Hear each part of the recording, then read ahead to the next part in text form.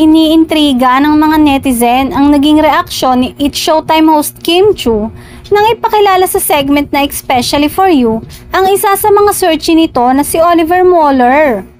Tila hindi kasi napigilan ni Kim ang paghanga kay Oliver nang bumungad ang itsura nito.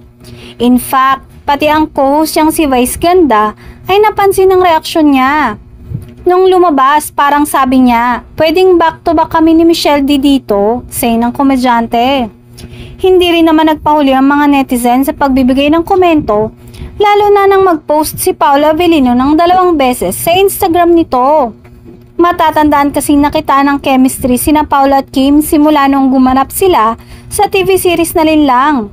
Nasundan pa nga ito ng isa pang proyekto sa ilalim naman ng View at ABS-CBN na ipoproduce ng Dreamscape Entertainment na pinamagatang What's Wrong with Secretary Kim? Ang init! Summer na ba?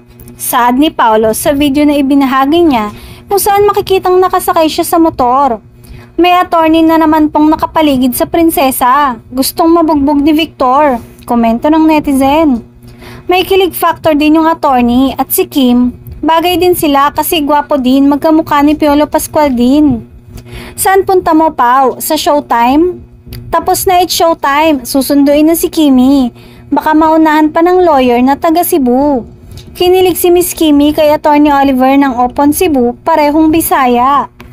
Samantala, sa kanyang Instagram story, makikita naman ang pag-workout ng aktor.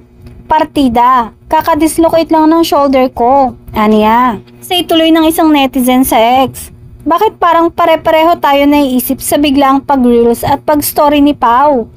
For sure nanonood siya ng It's Showtime at amoy na amoy natin selos niya. Si Oliver ay isang searchy na napili ni Miss Universe 2023 Michelle D sa segment na Especially For You ng It's Showtime.